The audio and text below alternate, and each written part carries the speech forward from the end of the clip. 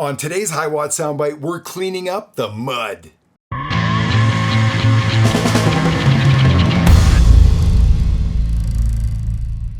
Well, am I ever excited to share another session this week on EQ. Last week, I exposed my favorite parametric EQ of all time, the API 550A.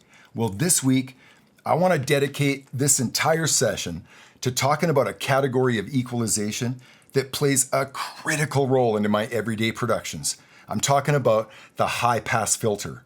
Of all the tools that I've learned how to use in the last 30 years, there may not be a more important tool than the high-pass filter.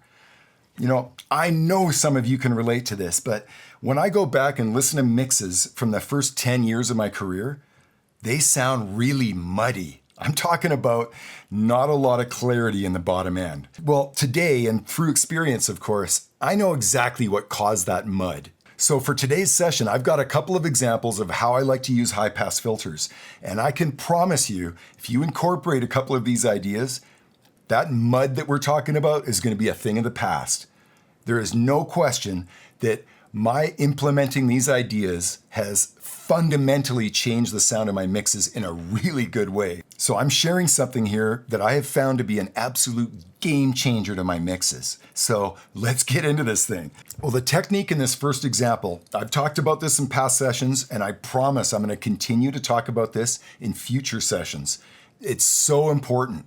I'm talking about the simple process of inserting a high-pass filter between your channel send and the input to your effects device. Whether we're talking about reverb, delay, whatever effect it is, in my experience, you absolutely do not need to send full range instruments to all those delays and reverbs. This is exactly where that mud comes from. I can identify this loud and clear through experience. Let's go ahead and have a listen to what I'm talking about. So the first example is an acoustic guitar riff with a nice quarter note delay on it. Really simple, check it.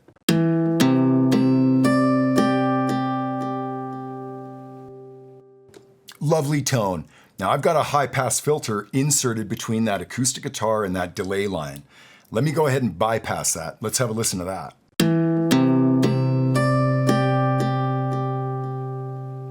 One more time.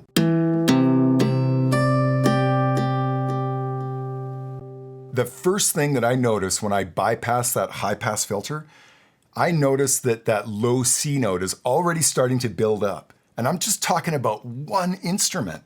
So this is a great example because it's loud and clear that a simple high-pass filter inserted between that acoustic guitar and that delay totally cleans up that kind of buildup of that low C note. Now I'm going to play that one more time. Focus on that low C note. Listen to how prominent it is in the mix.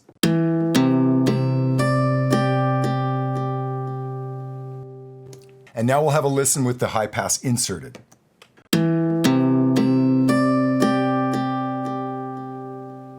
Yeah, absolutely solves the issue. And I've got it cut off where around 144 hertz. So here's another acoustic riff feeding a reverb, also going through a high pass. Check it.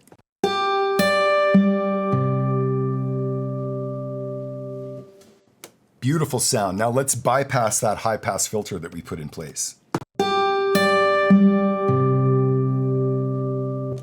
Yeah, that's sort of just unbelievable how much bottom end is being reproduced by that reverb.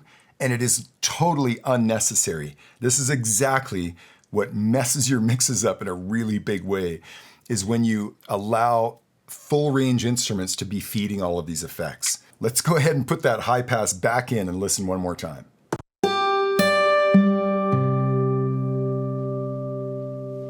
Yeah, much smoother playback, you know? That bottom end has just been totally cleared up. Yeah, so in my experience, sending a bunch of instruments at full bandwidth into a bunch of delays and reverbs is sort of a recipe for disaster.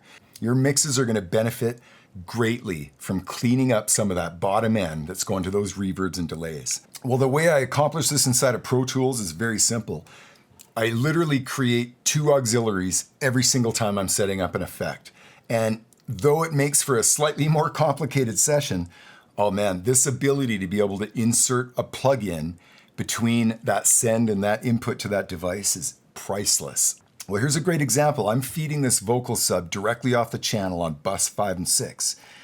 That is being picked up by this auxiliary right below that I've called EQ. Notice that this is where I've got my insert of my high pass on. Well, the output of this auxiliary feeds the reverb, the input to the reverb. Very, very simple, and here's the result. All I ask is don't let go. All I ask is don't let go. Now let me go ahead and bypass that high pass filter that we've got inserted in there. Check it. All I ask is don't let go. Yeah, very similar to that guitar effect, right? There is so much bottom end energy being recreated by that reverb that it piles up very, very quickly. Let's listen to this one more time and I'll switch back and forth. All I ask is don't let go. All I ask is don't let go.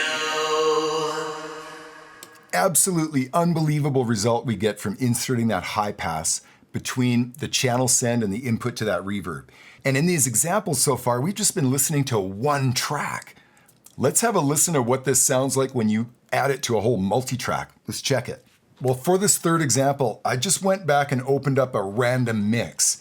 I went into that mix and I bypassed every single high pass filter that I had inserted. Some of those high passes were on their way to effects like we've just talked about, and some of them were of course inserted directly on the channel. But there were 13 high pass filters that I bypassed. Let's have a listen to the original mix, and as that's playing back, I'll switch to this new mix that has no high passes in place. Listen to the difference in these two. It's unreal.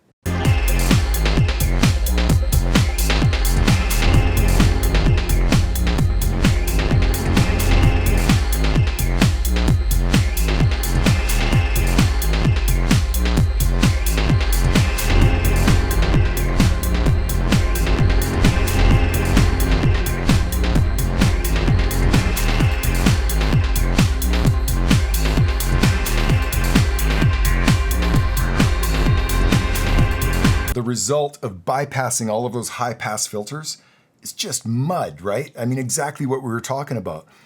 The mud comes from all of that unnecessary bottom feeding reverbs and delays, and in some cases, of course, tracks feeding directly into the mix need a high pass filter inserted on them. But in my experience, probably half of the high pass filters I use, and I use a lot of them, are inserted on the way to effects. So I encourage you to incorporate these ideas into your next mix because I think the results are going to blow your mind.